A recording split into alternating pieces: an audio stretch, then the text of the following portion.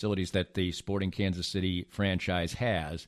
But June could indeed be falling into an awfully fallow time in Kansas City sports, with Sporting away so much and playing just once a week. And maybe they'll string 3 wins together, and it will seem like a much better month in Kansas City sports. But they are away, and their television ratings aren't great, so they are sort of out of mind for a lot of people in that case, and the Royals are tumbling from our consciousness. That's why a few wins for the Kansas City Royals would be really just nice to have. I mean, school's out now. Summer's about to ensue. That's when families would like to go out to the ballpark. But, hey, the kids would like to go out and have a good time no matter what. It's out in the sunshine, have some popcorn, have some peanuts, whatever. But it's the adults who have to want to go to the ballpark, and less and less is that an enticing prospect when you feel like your team is going to lose far more than it's going to win, although the Royals have been incrementally better at home than they have on the road. One of the world's biggest sporting events happened Saturday with the Champions League final in European soccer. They do have a bad structure for this in my mind because they have 3 weeks in between the last time the two teams that square off for the Champions League championship have played. Over 3 weeks for both the teams, Liverpool and Tottenham. Now, that was a big year for the Premier League because the English League had not seen a lot of success and a lot of teams in the Champions League final over the last few years, and it is Europe's biggest competition. It is one of the world's biggest competitions for clubs, not for countries, obviously. But the long layoff lended itself to not the most well-played game that you're going to get between two really technically sound and fun-to-watch teams generally. But Liverpool, they don't care if it wasn't a scintillating match. They won it 2-0, and it still creates great drama. I especially enjoyed the second half action. It was 1-0 most of the time, and even if the teams had kind of bumbled around a little bit through the first 50 minutes or so, it still was quite exciting coming down the stretch.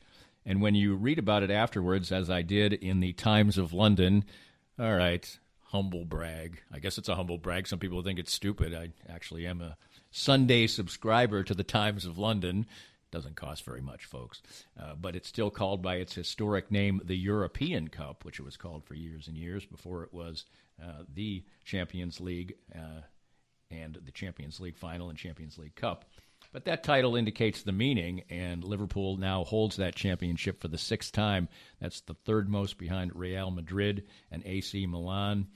And the impact of it, that's why it is sometimes fun to visit media from other places to just get a feel for how important they feel something is. And that European Cup, i.e. the Champions League final for Liverpool, was indeed seen as a huge thing in the world of soccer and a huge thing in Europe as well.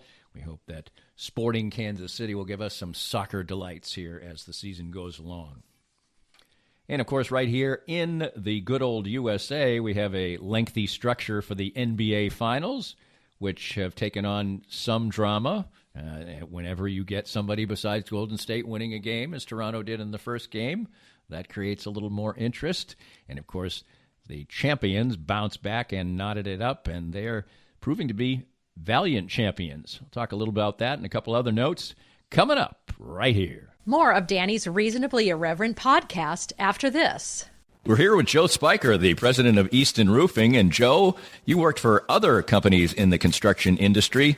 What inspired you to start your own company in Easton Roofing? Well, you know, Danny, when you are working for somebody else, you oftentimes don't get to see the project through from beginning to end, and you don't get the final control over the customer experience. And I wanted to build a place where people can come and get work done on their house and not have to worry about being treated the wrong way and get a good customer service experience start to finish. The company slogan is "Where Integrity Matters." Why is that so particularly important to you? Well, for us, what that means is treating each other with respect at work, treating our clients with respect, and making the right choice, especially when no one's looking. So when you're presented all the time as a contractor with choices that have to be made are you going to make more money on this if you cut a corner? And we just wanted to make a place and a slogan that said to our people and to whoever is our customer, we're not going to do that. We're going to make the right choice regardless of profit. Easton Roofing, where integrity matters.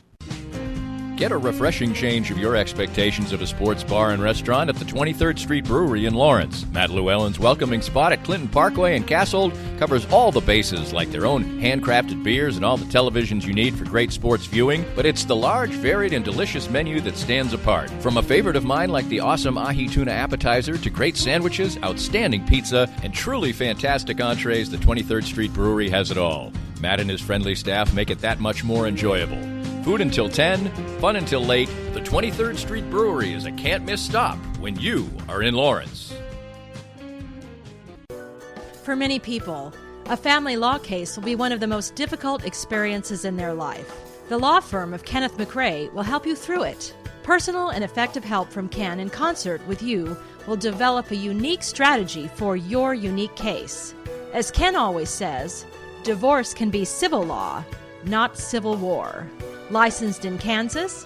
Visit McRaeLawOffice.com or call 913-972-4765. Looking for a truly unique escape from your normal entertainment or corporate team-building regimen? Stay tuned for an exclusive offer only for Reasonably Irreverent listeners. I'm excited to tell you about an extraordinary destination, the Exit Room, located in the heart of beautiful downtown Lee Summit. The Exit Room is a distinctive entertainment option that offers a cool alternative to the normal couples night out, family get-togethers, and corporate team-building events. The Exit Room is a one-of-a-kind boutique escape room catering to special occasions and corporate team-building events and is unmatched in the Kansas City metro. With 5 individually designed and varied escape room adventures, your party or employees can unplug from their electronic world, interact with one another, match wits, and ultimately escape the humdrum of the ordinary. The Exit Room adventures cross decades and centuries and create fascinating fun. I know the owners well. They are local folks, their staff is warm and friendly, their lobby is inviting and beautiful, and their adventures are award-winning. Check online. There are over 1,000 reviews, and note that they are a rare 5-star ranked business. Visit their website and Facebook page, and any of my listeners who books online at theexitroomkc.com using the promo code Clinkscale19 gets 10% off any ticket purchase. The Exit Room in Lee Summit. Unplug, interact, and escape.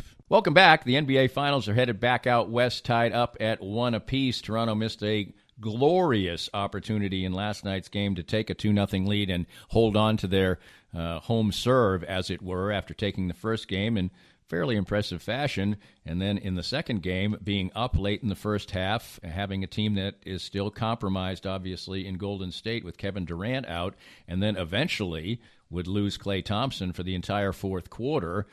All kinds of challenges for Golden State, and yet still they pull out the game. They scored the first 18 points of the second half and knotted it up. And in the end, what it seems to create is a situation where we are going to end up with what we thought we were going to get, which is Golden State winning the championship. And I know that has seen, in some regards, for many people as ho-hum or too predictable. And you've heard my thoughts before about the fact that I do find it rather amazing that the NBA is able to create a storyline of incredible excitement for the postseason when their postseason is probably the most predictable in all of sports, with the high seeds almost always advancing to the finals and almost always winning the championship. And in fact, true upsets are almost impossible to find unless you go back years and years and years and years in the NBA. A number 3 seed is the lowest seed to have won an NBA title in this century. But there's something that has got to be seen as admirable about Golden State now, even if you don't like them or you're sick of them. First of all, they still play lovely basketball. They had assists on every single basket they scored in the second half in Game 2 of the finals. And now they're dealing with just gobs of adversity that would probably waylay any team. Perhaps their best player is out and seems to me still unlikely to come back, although there's a continuing thought and continuing questioning that Kevin Durant can make it back. Klay Thompson gets hurt trying to fake a foul, which that's for him to think about the next time he wants to do the splits after thinking he got fouled on a three-pointer.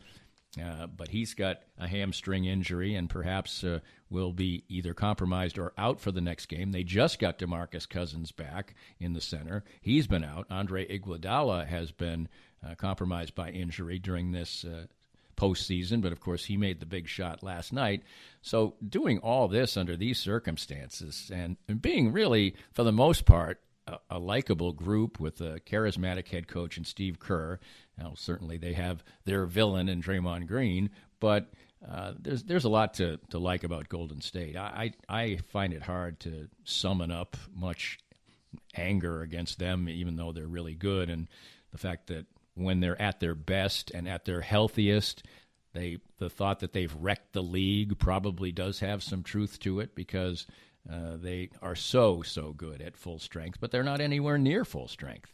And if Toronto doesn't take advantage of this in this series, and they may have missed their best chance by not getting Game 2, then they'll probably look back on it, because in all likelihood this might be their only chance to have grabbed a championship, sort of like a Utah Jazz situation from back in the day when they came fairly close and or so close a couple of times as well. So we'll see if there's any drama still to come, or if this missed opportunity by Toronto just leads to a couple of walkover victories out west, and then Golden State has their fifth championship as they make their fifth consecutive trip to the finals and fourth championship. I think all that math's right.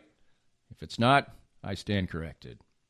And, of course, the final note, just to say that I noted it, and I did a little bit earlier, Chiefs are going to do some football practice. So if that floats your boat, congratulations. And why not have another fun thing to follow in your world? I know that I've been really thought how lucky it is that at this stage of my life I created a new interest in enjoying soccer so much. And I've gotten through the point later in my life, and maybe after my battle with cancer, that I may think that somebody's real interest or passion is kind of silly, and it may be something that I don't hold a passion for. For instance, OTAs in football. But if that makes somebody else happy, I'm not going to begrudge that in any way, shape, or form, as long as there's no negative to it for anybody. And liking football practice creates no ill will for anyone.